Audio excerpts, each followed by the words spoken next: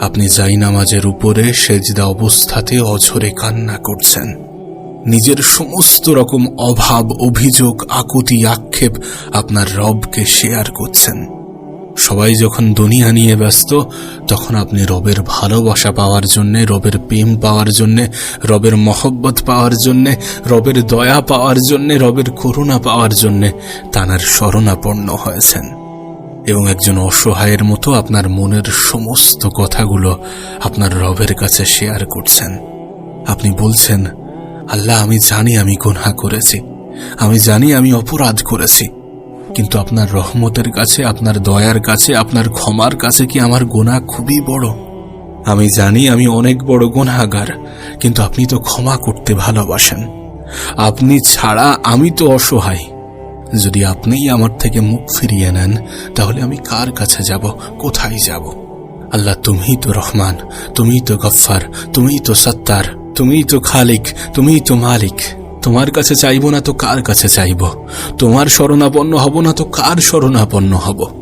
এইভাবে যদি আপনি রবের বিভিন্ন গুণবাচক নামে ডাকতে শুরু করেন, কখনো রহমান বলে, কখনো রহিম বলে, কখনো গফফার বলে, কখনো সত্তার বলে, কখনো জব্বার বলে, কখনো খালিক বলে, কখনো মালিক বলে, বিভিন্ন নামে ডাকতেই আছেন, রবকে স্মরণ করতেই আছেন, আপনার কি মনে হয় না রব খুশি হবেন না আপনার প্রতি?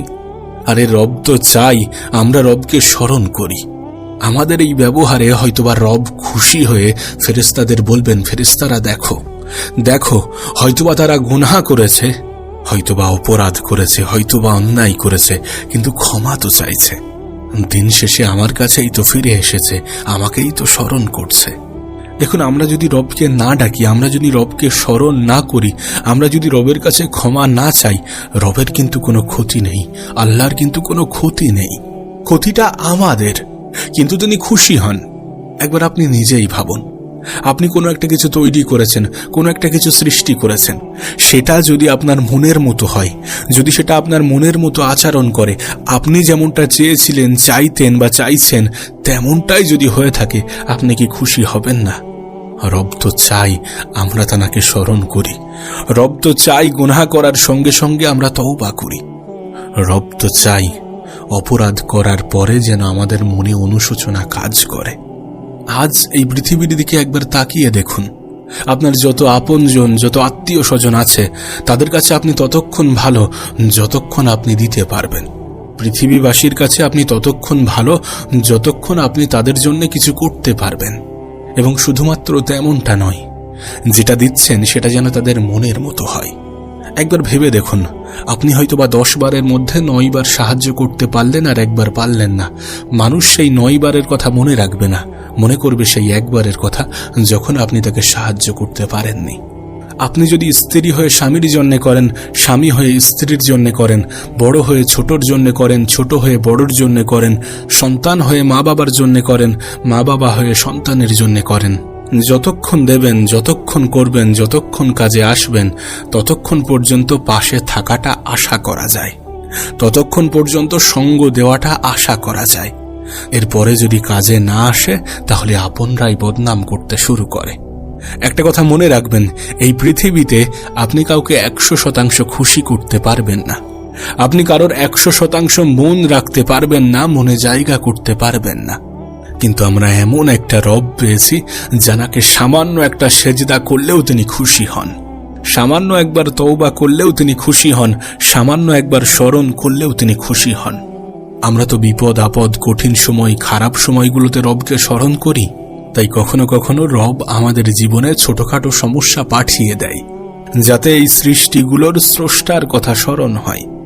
যখন আপনি আপনার খারাপ সময়গুলোতে, কঠিন সময়গুলোতে রবকে স্মরণ করবেন, তখন তিনি আবার সবকিছু ঠিক করে দেবেন। আপনার কি মনে হয় আপনি আপনার আমল দিয়ে জান্নাতে যেতে পারবেন? আমাদের কি মনে হয় যে আমরা আমাদের আমল দিয়ে জান্নাতে যেতে পারবো? না, কখনোই হয়তোবা এমনটা হবে না। আমরা আমাদের আমল দিয়ে জান্নাতে যেতে পারবো না।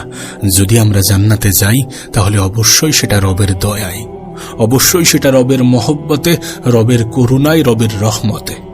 আর যদি সত্যি এগুলো আমরা পেতে চাই, তাহলে রবকে খুশি করাটা খুবই প্রয়োজনীয়। রবের দয়া, রবের মহব্বত, রবের করুণা, রবের রহমত যদি আমরা পেতে চাই, রবকে খুশি করাটা অনেক বেশি প্রয়োজনীয়। তাই যতটা সম্ভব খারাপ জিনিস, খারাপ কাজগুলো থেকে নিজেকে দূরে রাখার চেষ্টা করতে হবে।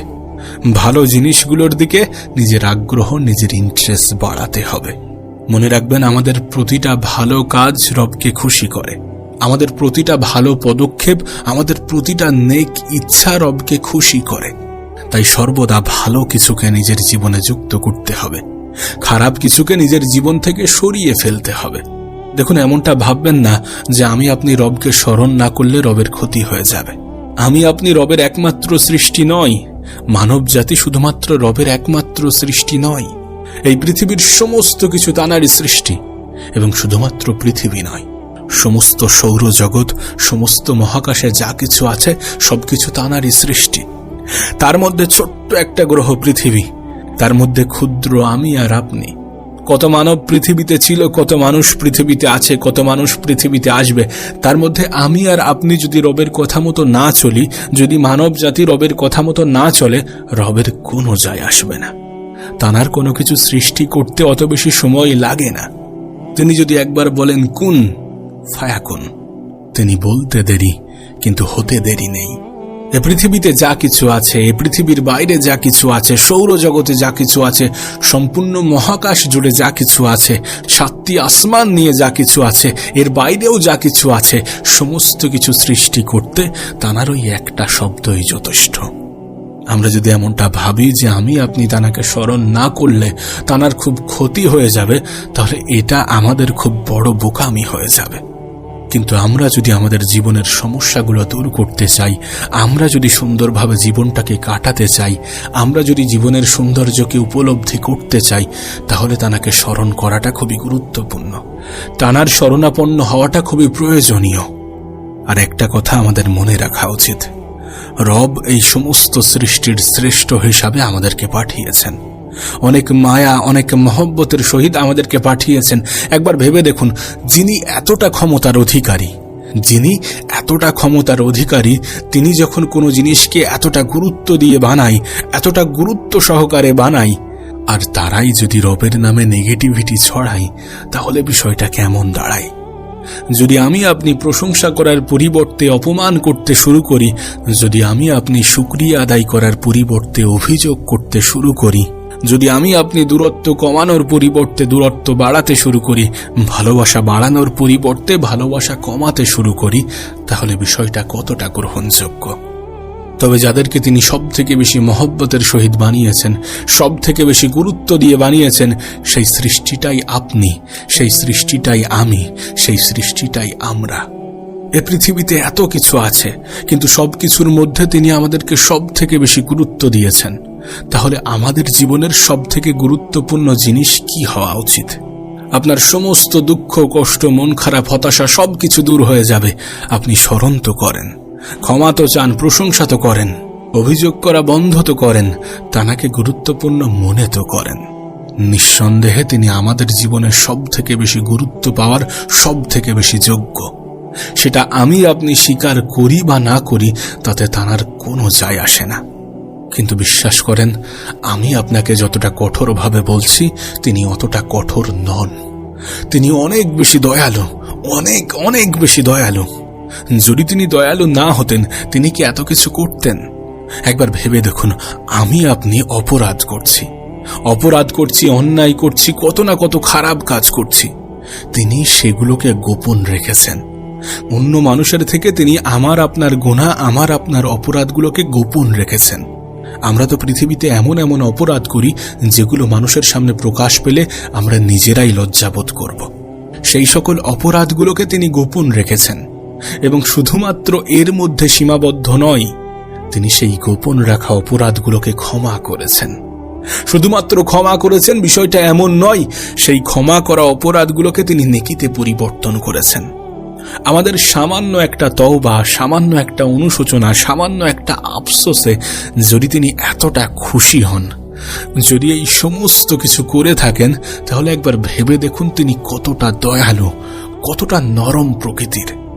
যেখানে আমি আপনি পৃথিবীতে কত মানুষকে বলে রেখেছি যে তোকে আমি জীবনে ক্ষমা করব না, তুই আমার সাথে যেটা করে রেখেছিস তার জন্য আমি তোকে কখনোই ক্ষমা করব না, কত মানুষকে বলে রেখেছি। সেখানে তিনি আমাদের সমস্ত অপরাধ জানা সত্ত্বেও আমাদেরকে ক্ষমা করছেন। আমরা হয়তোবা তাঁর প্রতি বিন্দু পরিমাণ ভালোবাসা জাহির করছি, তার পরিবর্তে তিনি আমাদের প্রতি সমুদ্র পরিমাণ ভালোবাসা জাহির করছেন।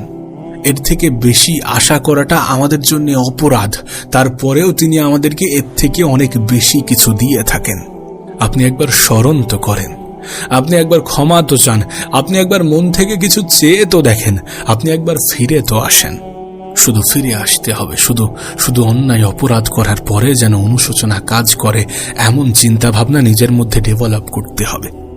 একবার ভেবে দেখুন, আমরা এই পৃথিবীতে কত সুন্দর থেকে সুন্দরতম জিনিস দেখি, কত কিছু দেখি আর মুগ্ধ হই, মনে করি যে পৃথিবীতে এত সুন্দর জিনিসও আছে। যেই সৃষ্টিকে আপনি এত সুন্দর মনে করেন তার থেকেও আমি আপনি অনেক বেশি দামি। যেই সৃষ্টিকে সৃষ্টিকর্তা সমস্ত সৃষ্টির মধ্যে দামিও বানিয়েছেন, আলাদাও বানিয়েছেন, সুন্দরও বানিয়েছেন, মর্যাদাও দিয়েছেন, সম্মানও দিয়েছেন, ওই সৃষ্টিটাই আমি আপনি আমরা। একবার ভেবে দেখুন, আমাদের গোনা আছে, আমাদের অপরাধ আছে, ফেরেশতাদের কোনো গোনা নেই, কোনো অপরাধ নেই, কিন্তু তারপরেও রবের কাছে আমরা সব থেকে বেশি মূল্যবান, আমরা সব থেকে বেশি দামি। বরং আমার আপনার ডিউটি করার জন্য ফেরেশতাদের দায়িত্ব দিয়ে রেখেছেন।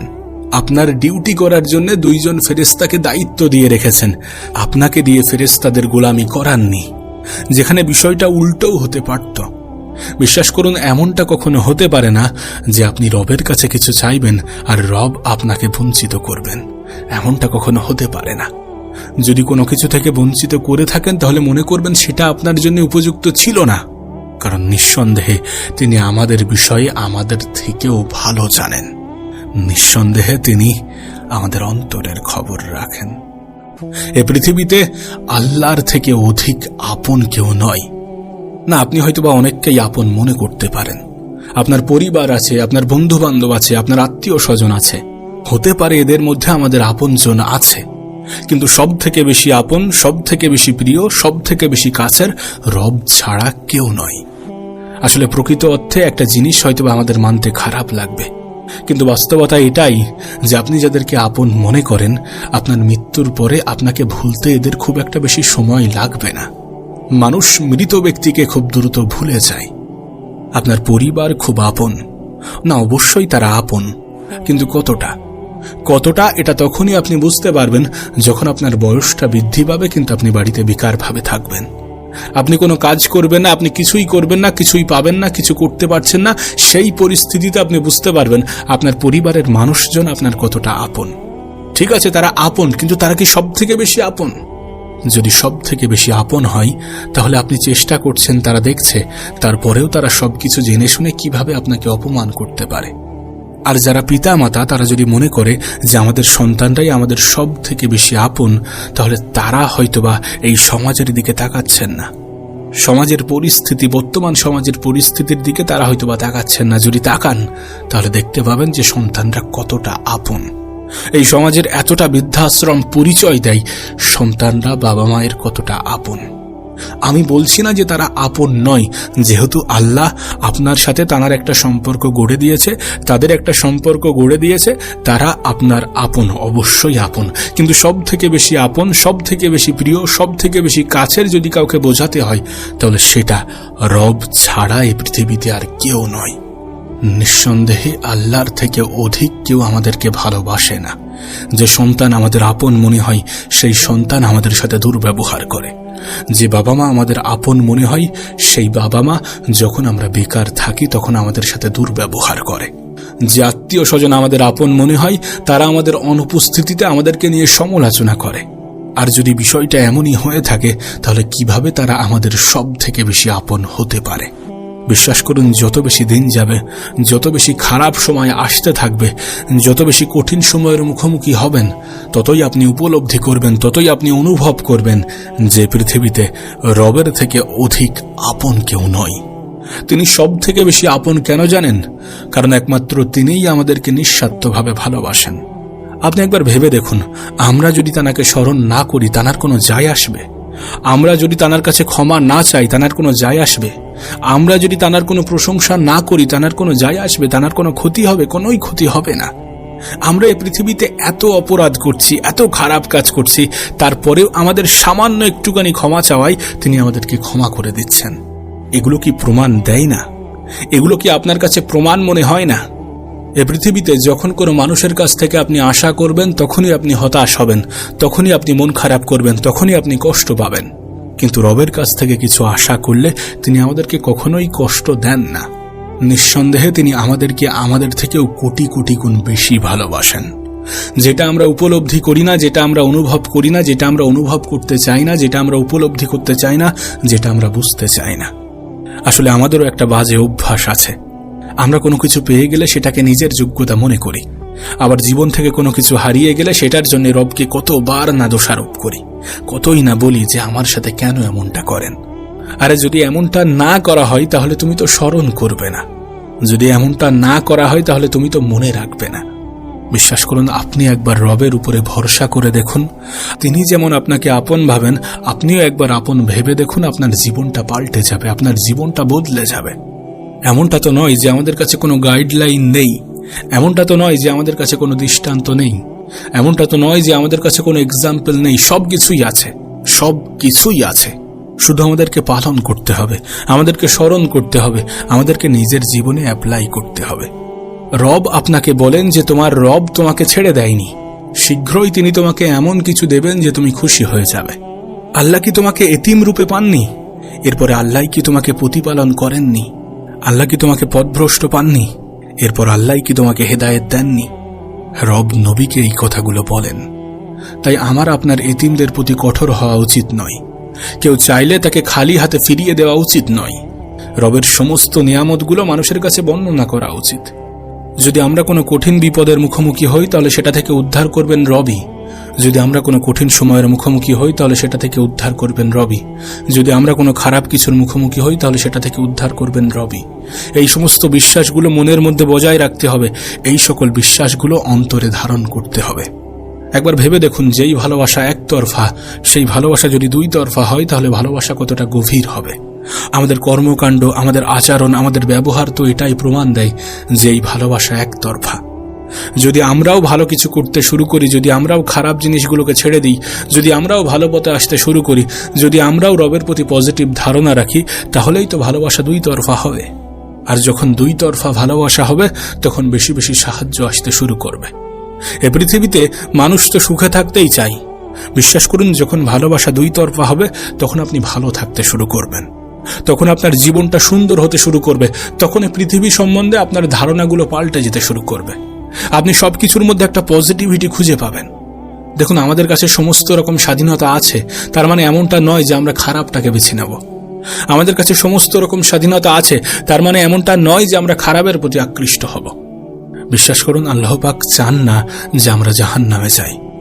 আল্লাহ পাক এটাও চান না যে ইবলিসও জাহান্নামে যাক। যদি এমনটা না হতো তাহলে আমার আপনার এত বড় বড় অপরাধ, আমাদের এত বড় বড় অপরাধ সামান্য ক্ষমা চাওয়াই তিনি কিভাবে ক্ষমা করতেন? তিনি কেন ক্ষমা করতেন? ধরেন কোনো একজন ব্যক্তি মরুভূমিতে আছে, তার উট হারিয়ে ফেলেছে। এখন উট সমস্ত রাস্তা চেনে, উটেরা মরুভূমিতে রাস্তা চেনে, কিন্তু কোনো ব্যক্তি যদি মরুভূমিতে একা থাকে তাহলে সে দিশেহারা হয়ে যাবে। সে বুঝতে পারবে না কোন দিকে যাওয়া উচিত, কোন দিকে যাওয়া উচিত নয়। সে পাগলের মতো ঘুরতে থাকবে এবং সেখানেই তার মৃত্যু হবে। এখন সেই ব্যক্তি জানে যে আমার মৃত্যু নিশ্চিত, আমি মারা যাব। তখন সেই ব্যক্তি যদি হঠাৎ করে তার উট ফিরে পায় তাহলে সে কিরূপ আনন্দ করবে? সে এতটা আনন্দে আত্মহারা যে আনন্দে বলছে, আল্লাহ আমি আপনার রব, আপনি আমার বান্দা। মানে এতটা আনন্দ পেয়েছে, তার মাথায় কোনো কাজ করছে না। এ পৃথিবীতে যখন কোনো মানুষ দীর্ঘদিন ধরে খারাপ কাজের সাথে যুক্ত হয়, দীর্ঘদিন ধরে রবকে ভুলে থাকে, তারপর হঠাৎ করে যখন কোনো একদিন রবকে স্মরণ করে, তানার শরণাপন্ন হন, তানার কাছে তওবা করেন, তখন তিনি অনেক অনেক বেশি খুশি হন।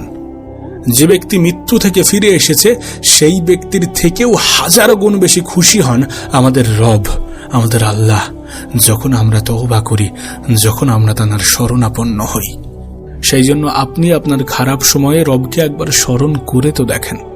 একবার তানার শরণাপন্ন হয়ে তো দেখেন, একবার তানার প্রশংসা করে তো দেখেন।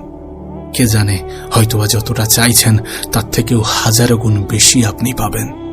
হয়তোবা যেটা চাইছেন তার থেকেও উত্তম জিনিস আপনি পাবেন। চাওয়ার জায়গা তো সেখানে। প্রকৃত অর্থে তানার কাছেই তো চাওয়া উচিত, প্রকৃত অর্থে তানার কাছেই তো হাত পাতা উচিত, প্রকৃত অর্থে তানার কাছেই তো নত হওয়া উচিত। একবার হয়ে দেখেন, একবার স্মরণ করে দেখেন, একবার মনে এই বিশ্বাসটা এনে দেখেন যে রব আপনাকে ভালোবাসেন। বিশ্বাস করুন, এ পৃথিবীতে রবের থেকে অধিক আপন কেউ নয়, আল্লাহর থেকে অধিক কাছের কেউ নয়।